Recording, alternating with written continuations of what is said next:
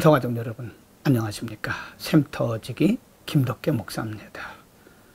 오늘은 이사야서 17장 1절부터 14절의 말씀을 본문으로 말씀을 상고하겠습니다. 하나님은 계속해서 유다 백성들을 둘러싼 크고 작은 여러 율곡들의 멸망에 대해서 경고하고 예고하고 계십니다. 오늘 이사야서 17장은 이스라엘 백성들과 또 그들이 의뢰했던 다메섹의 멸망에 대한 경고입니다. 1절 말씀에 보면 다메섹에 관한 경고라. 보라, 다메섹이 장차 성읍 모양을 이루지 못하고 무너진 무더기가 될 것이다.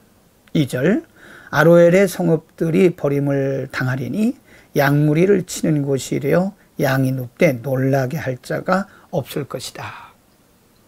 크고 그리고 한때는 매우 융성했던 화려했던 다메섹이 이제 곧 하나님의 침을 받아서 무너지고 아주 황폐케 될 것을 예고하고 경고한 말씀입니다.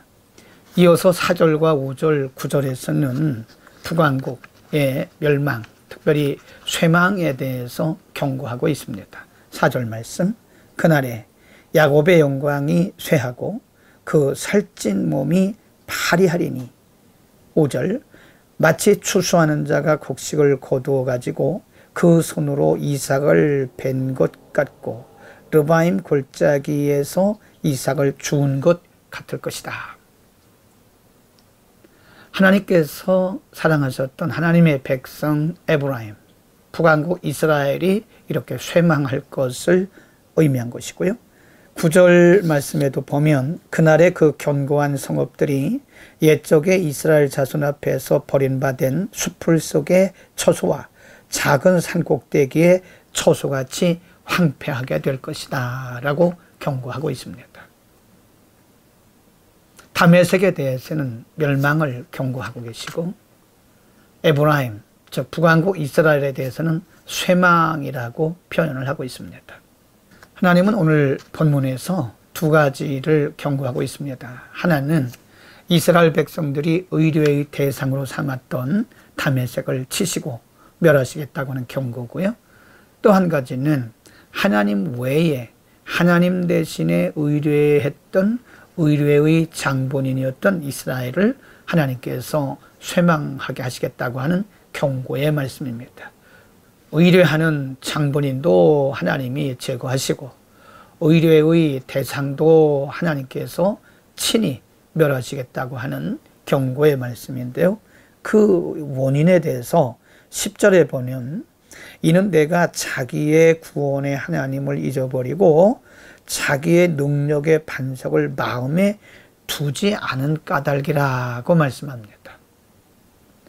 이스라엘이 당연히 하나님을 의뢰하고 하나님을 구원의 반석으로 신뢰하고 경외했어야 되는데 이스라엘은 그런 하나님을 버리고 겉으로 보이는 화려하고 강대한 나라 다메섹을 의지했던 것입니다. 그래서 하나님은 의뢰의 대상도 제거하시고 의뢰의 장본인도 쇠망하게 하시겠다고 하는 약속입니다.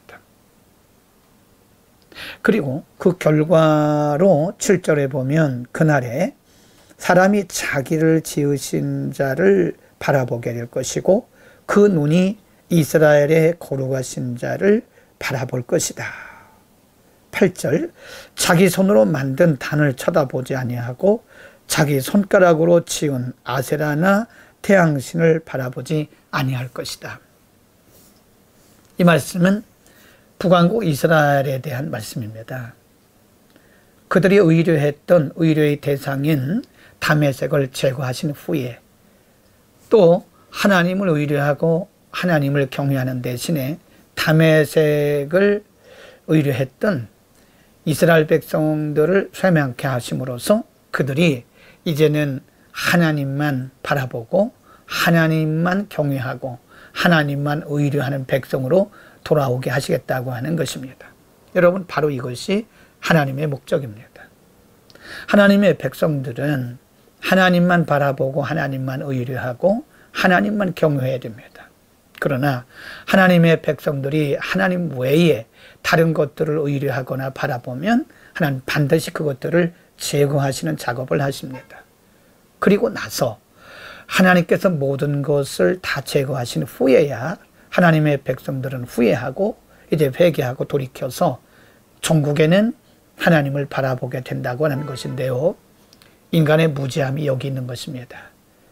인간이 아예 처음부터 하나님을 의뢰하고 하나님만 바라보고 하나님을 경외하면 얼마나 좋을까요? 그러나 인간이 무지하고 또 분별력이 없기 때문에 하나님 외에 다른 것들을 의지하고 경외하다가 의뢰하다가 하나님께서 그것들을 다 제거하신 후에야 돌이킨다고 하는 것입니다. 여러분, 깨닫는 것이 은혜입니다. 하나님만이 우리의 주인이시고요. 하나님만이 우리의 공급자이시고요. 하나님만이 우리의 의뢰의 대상입니다.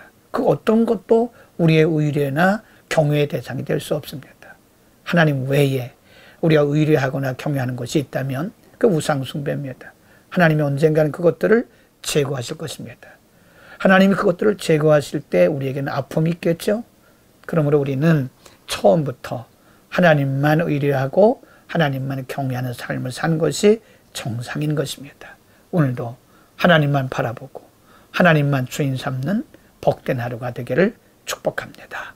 기도하겠습니다. 거룩하신 아버지, 우리를 창조하신 아버지, 우리의 영원한 주인이신 아버지만 우리가 의뢰하고 하나님만 경외할 수 있도록 분별력과 믿음의 은혜를 평생에 허락하여 주옵소서. 하나님 외에 어떤 것도 우리의 의지의 대상이 되지 않도록 우리의 시선을, 우리의 영적 시선을 하나님께만 두게 하옵소서. 오늘도 하나님 붙들고 하나님만 경외하며 승리하는 하루가 되게 하옵소서. 예수 그리스도의 이름으로 기도드립니다. 아멘.